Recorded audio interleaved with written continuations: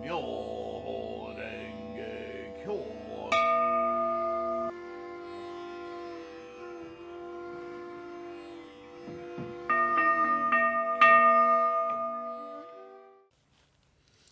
Namo Myoho Renge Kyo, Namo Myoho Renge Kyo, Namo Myoho Renge Kyo. Hi, friends. How are you?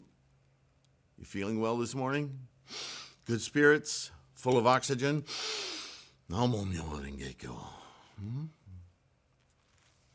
Thanks for being here. We're talking about Tien-Tai. This is probably the most substantial entry, at least in text, in words, in Buddhism Reference. The Threefold Truth, the Tien-Tai school's main philosophical principle, is the Threefold Truth: emptiness, existence, and the middle. According to Paul Swanson, and he is one of the foremost scholars on Tien-Tai, this is the central insight around which the Tien-Tai system revolves. This view was developed by Zhiyi's reading of Nagarjuna's Madhyamaka philosophy. You can see our deep ties to Nagarjuna here, right? Nichiren talks about him quite often, especially its doctrine of two truths. The Threefold Truth comprises the following. All phenomena are empty. We've talked about emptiness before. Empty of any independent self-nature or essence. This corresponds to the Mahayana concept of the ultimate, quote-unquote, or real truth, the emptiness, shunyata, which Zhiyi defines as, quote, the sign of the true nature of reality. The way we talk about it in modern practice is that all things are energy, and they are constantly, moment to moment, birth, death, reinstantiating their potential form, right? If you're into physics, you're going to think of molecules and atoms and electrons and quarks, and ultimately, what's inside of a quark are simply constantly annihilating and manifesting forms of energies with a little dash of instantiation, the engine of life roiling inside of these smallest of conceivable particles. It's karma. And in the inconceivable numbers that they agglomerate, they together form various instantiations of potentials of that process. From nitrogen to granite to trees to you and me. Right? Look up the video on Wu Ji to you and me. It's a formula. It's the engine of life. It's karma. Phenomena exist in a provisional manner. Do you see why? Because everything arises, it endures through repetition, right? Moment to moment, until it degrades and gets tired and just stops doing that. It dissipates, the word we use. It's just a word. Does it go through a death?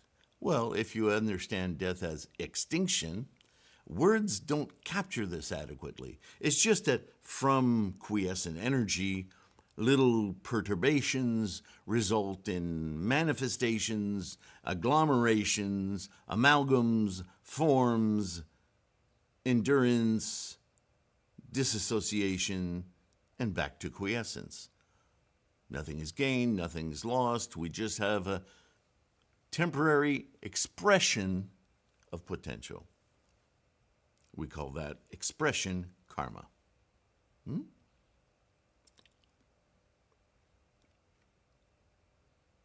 They can be said to conventionally arise. What's conventional? What we call conventional is simply samsara, because it's easy to point at things and go, that's a chair, that's a guitar, that's an umbrella, that's a beautiful person, that's conventional wisdom.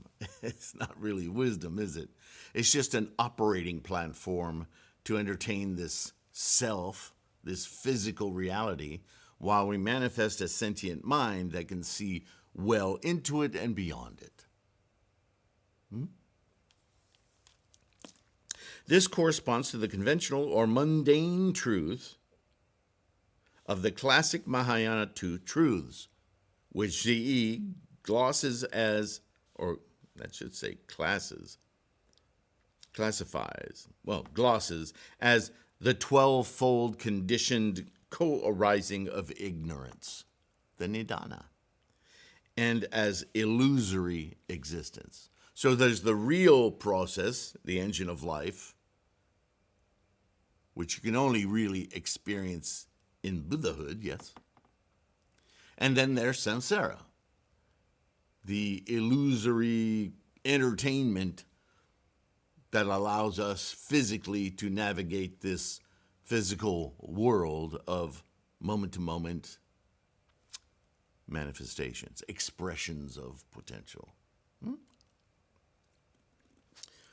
The middle truth, phenomena are both empty of existence and exist provisionally, because they're happening at the same time. It's just a matter of which pair of glasses you're wearing, yeah?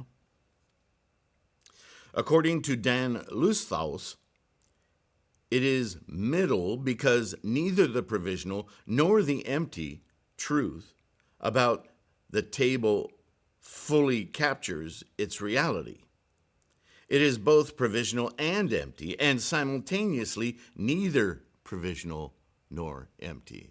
Because as we're perceiving the table, we are manifesting samsara as a reality we navigate, knowing full well, though, that it is a moment-to-moment aberration, not existing in and of itself, but just an expression constantly changing in front of us, as we are. And that truth, if we wholesale stayed in it, would blow apart all of this provisional so that we couldn't prepare that wonderful cheese sandwich in front of ourselves. We would starve. And so it wouldn't be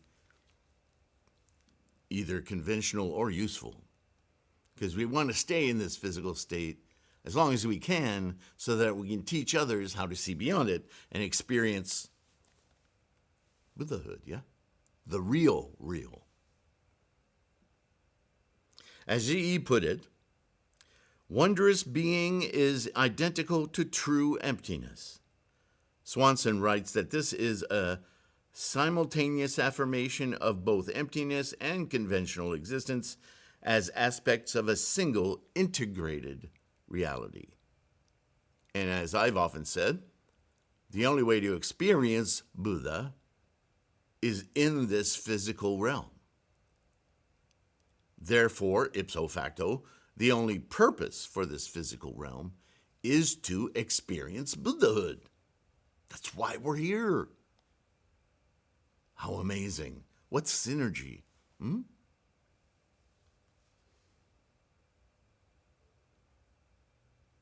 The middle truth for Zhiyi transcends all dualities and avoid all extremes, such as existence and non-existence, being and emptiness, mundane truth and real truth, or defilement and purity. That's very important. It's very important as we will use this understanding to understand how our mind works in samsara and why the understanding of the 3,000 realms in a single thought moment is helpful to comprehend the complexity and appreciate our mission in this samsara world, in this physical life, to maintain the experience of Buddha. While the threefold truth can be explained conceptually in this way, for Zhiyi, the highest and most subtle meaning of the threefold truth is ultimately indescribably and beyond words. Got it. It is also fully integrated and inclusive of all the Buddha Dharma, and of all mundane and ultimate truths as well. According to Zhiyi, the supreme truth of the middle path is the reality of non-duality, as well as the enlightened perception of all Buddhas and Bodhisattvas. Zhiyi also states that it is also called the truth of one reality, as well as emptiness, Buddha nature, thusness, and the Dharmadhatu. I like the thusness and suchness words.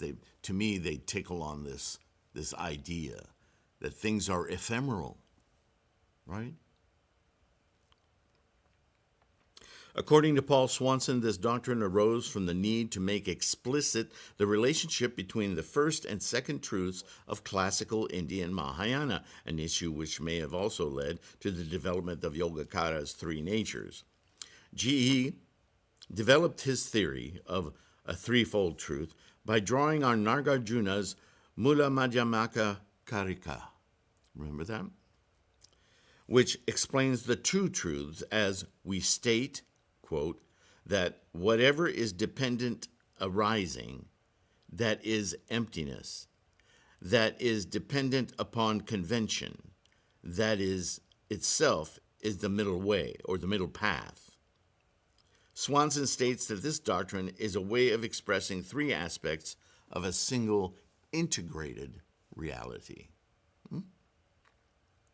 Swanson also notes that various scholars have criticized Zhiyi for adding a third truth when no Indian author explains Madhyamaka this way.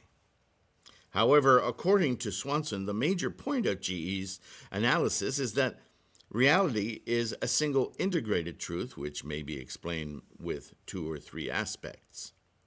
As such, it is not a deviation from classical Madhyamaka, according to Swanson. Swanson thinks that one of the main reasons for this development is that it was a useful device for undoing Chinese misunderstandings of the two truths, such as seeing them as referring to being and non-being, to two separate levels of reality, or an essential reality and its functions, right? They're not separate.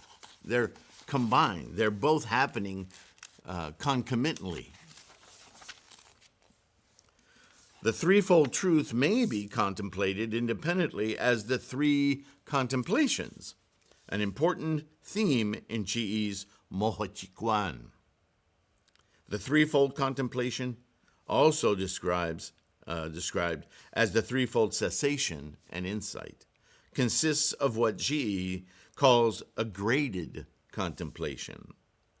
Cessation as insight into the true essence of reality, this consists in contemplating the emptiness of all phenomena and their lack of own being, right? Self-existing, svabhava. Cessation as insight into expedient conditions, this consists in contemplating the conventional existence of all things, i.e., dependent arising, or as Zhiyi describes it, the non-emptiness of emptiness, which means that emptiness is not nothingness. It's just that there's no self-provided identity. It's just a process of energies amalgamating, expressing moment to moment to moment. You see? And then cessation as an end to both, discriminatory extremes, a contemplation which is the simultaneous unity of both one and two, and which is totally beyond conceptualization and thought. There are different levels of subtlety of this threefold contemplation, the deepest of which is when all three aspects are contemplated as a simultaneous, non-dual unity, which, according to Zhiyi, is when all three aspects are present in one thought. We're heading there, folks. Which is beyond conceptual understanding. According to Chappell, the first contemplation involves moving from the world of provisionality to seeing its emptiness, which is a different process from the second contemplation, in which we move beyond emptiness and back into an acceptance of the role of provisional existence. Only in the third contemplation do we find the balance involving the previous two insights based on the middle path of the one mind. Next is the one vehicle. We'll get into that into the next video. But just to surmise, what Zhiyi was saying is that on the one hand, we can see the conventional world around us. Simple. The Saha world is, with our samsaric mind, quite evident. That is that, this is not that, those are there, right? That's what we do. Peering into the true nature of things and understanding that all those rather solid thoughts of this, that, the other, is actually an illusion, that this, that, and the other are actually just a moment-to-moment process of being. And intellectually, we can know, yeah, but that chair came from somewhere. It didn't just pop into the universe and land on the earth of its own accord. Right. It's a construct, but it's also a construct of the mind to see it as a thing. And ultimately, that thing, at a subatomic level, is slowly degrading, and one day will be dust. One day. That day may be next week, it may be the next millennia, but it ain't permanent. Right? Impermanence. And then that third insight that we may take for granted, that both are true. For different reasons, for different utility. And that is the third. All right. Thank you for being here. Thank you for watching. Thank you for downloading the podcasts. They're free. Go get them. If that works for you. Some people would rather listen while driving in their car, or many other reasons. The videos, of course, are free also. And, new to what I keep trying to improve as a resource, I'm constantly updating the website. I'm going to be putting up a new little sutra there on attitude and mindset while chanting. But also Patreon has made it so that I can take collections of videos, like my videos on the TLK Lotus Dharma Sutra,